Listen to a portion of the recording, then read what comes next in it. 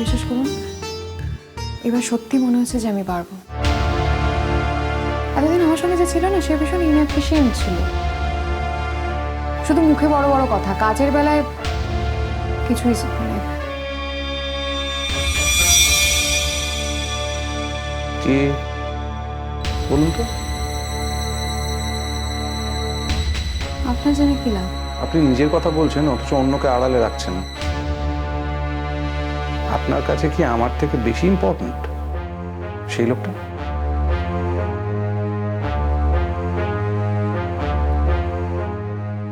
শঙ্কর শঙ্কর ছোটকা।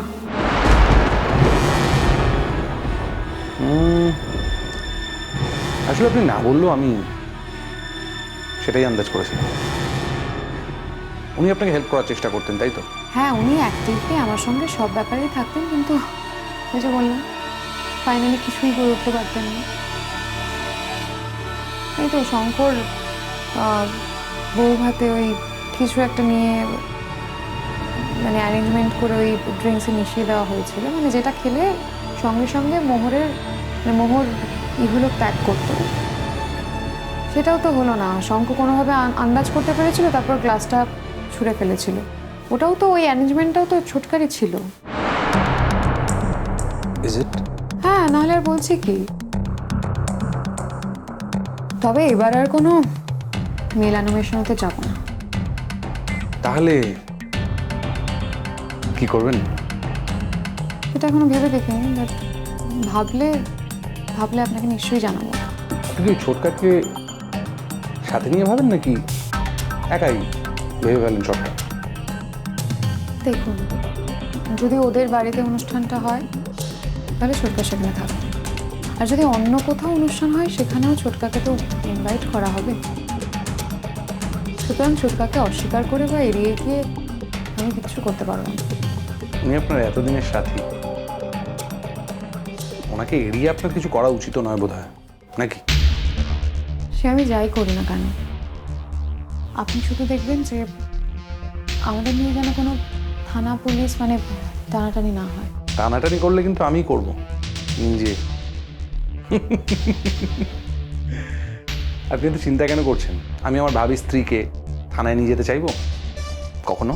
দেখুন, আপনি তো আমার ব্যাপারটা বুঝতে পেরেছেন। এমনকি আপনি আমার সঙ্গে সহমত পোষণ করেছেন। এমনকি আপনি বিশ্বাসও করেন যে ওই মেয়েটার এই পৃথিবীতে থাকা ঠিক নয়, তাই না?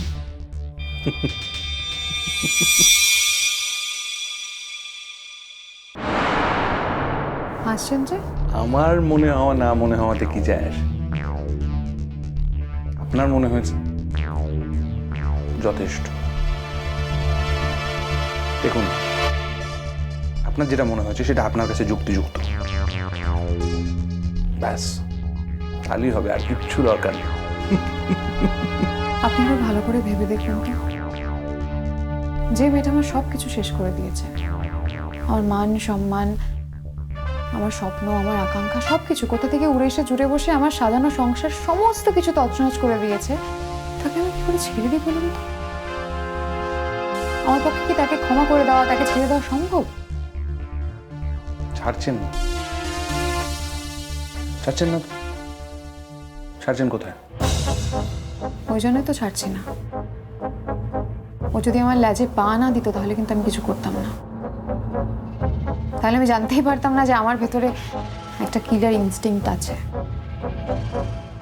আমি তার খবরই জানতে পারতাম না যদি ওই মোহর আমার জীবনটা ধ্বংস করতে না আসতো। ভাগ্যিস, ভাগ্যিস। মানে ভাগ্যিস জানা গেল না।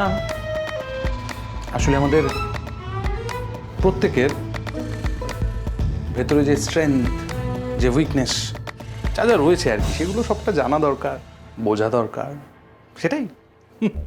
এক সেকেন্ড, আপনি কি আমার এই কিলার ইনস্টিংক্টটাকে মানে আমার উইক পয়েন্ট ভাবছেন? আমি তাই বললাম, এটা আপনার স্ট্রেংথও হতে পারে। দেখুন, আমি কিন্তু এটাকে আমার স্ট্রেংথই মনে করি। কারণ অপরাধী যে অপরাধটা করেছে তার জন্য তো তাকে মানে আইন কোনো সাজা দেবে না, কিন্তু আমার জীবনটা যে ধ্বংস হয়ে গেছে, আমার মনে হয় আমার নিজেকে জাস্টিস দেওয়ার রাইট আছে। এর মধ্যে তো কোনো অন্যায় নেই। কখনো না। আমি কি একবার বলেছি এর মধ্যে অন্যায় আছে? আমি এবার পারবো, বলুন। আমার তো মনে হয় পারবেন, পারা উচিত। আমার কিন্তু আপনার উপর সম্পূর্ণ বিশ্বাস আছে যে আপনি পারবেন। All the best. কিন্তু আমাদের জানা দরকার যে কি প্ল্যানিং এ আপনি এক্স্যাক্টলি কি করতে চাইছেন। আমি আপনাকে সব জানাবো, শুধু আপনি একটা কথা মনে রাখবেন যে আমার সাথে কখনো আপনি বিশ্বাসঘাতকতা করবেন না। যাকে আমি জীবনে পেতে চাইছি তার প্রতি বিশ্বাসঘাতকতা করে আমার কি লাভ হবে বলুন তো? সত্যি কি আপনি আমাকে পেতে চান? এত সন্দেহ কেন? মানে আপনি একজন সুন্দরী শিক্ষিতা মহিলা, যে কোনো পুরুষকে আপনাকে পেতে চাইবে, সন্দেহটা কিসের? শঙ্খ আমাকে চায়নি, শঙ্খ আমার মধ্যে কিছুই দেখতে পাইনি। আপনি যদি শঙ্খকে নিয়ে এতটাই অবসেসড হয়ে থাকেন তাহলে অন্য কারোর সঙ্গে সংসার করবেন কি করে? কি বলবো? অন্য কারোর সঙ্গে সংসার করে আমি দেখিয়ে দেবো যে আমি কতটা সুখী হতে পারি। সেটা তো বোধহয় জোর করে দেখানো হবে। দেখুন, জোর করেই হোক আর যে করেই হোক, আমি শঙ্খকে দেখাতে চাই। শঙ্খকে দেখানোর জন্য আপনি আমায় বিয়ে করবেন? আমার জীবনে আসবেন আপনি? দেখুন, সত্যি কথা বলছি, আমি কিন্তু আপনার প্রতি ভালোবাসায় উদ্বেল হয়ে উঠিনি। এমনকি আপনারও আমার প্রতি সেই রকম ফিলিংস এখনো হয়নি।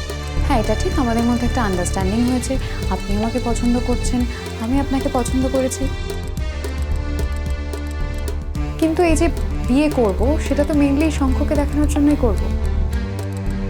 আমি যদি আপনার ঘরে আসি বা আপনার বউ হয়ে এই বাড়িতে আসি, সেটা এখন করব শুধুমাত্র শঙ্খকে দেখানোর জন্য। হ্যাঁ, পরবর্তীকালে একসঙ্গে থাকতে থাকতে যখন একটা সম্পর্ক তৈরি হবে, তখন নিশ্চয়ই হয়তো আমরা দুজন দুজনের প্রতি উদ্বেল হয়ে উঠব, কিন্তু আজকে সেদিনটা নয়। আর আমি বিশ্বাস করি যে আপনি সেই রকমই একজন মানুষ যার সাথে আমার ভবিষ্যতে ভাব বা বন্ধুত্ব হবে। So nice of you. বলছেন? 100 বার বলছি, ইনফ্যাক্ট 1000 বার বলছি। আসলে জানেন, আপনি খুব অনেস্ট। এই যে সব কথা স্বীকার করে ফেললেন, আপনি হাসছেন না? তোমার হাসবো না? আপনি আমাকে অনেস্ট বললেন, আর ওদিকে দুজন সারা পৃথিবীর কাছে এটা প্রমাণ করতে ব্যস্ত যে আমার মতন ডিসঅনেস্ট আর কোনো মানুষ হয় না। অবশ্য আপনি ঠিক কথাই বলেছেন, জানেন তো, আমি অনেস্ট। আমি জানি আমি অনেস্ট। আমি যেটা করি ভীষণ অনেস্টির সঙ্গে করি, কোনো লুকোচুরি রাখি না সেখানে। আপনাকে এই দুনিয়ায় অন্তত একজন মানুষ চিনতে পেরেছে, অন্তত সেইটুকু ক্রেডিটটা আমার প্রাপ্য। সত্যি বলছেন?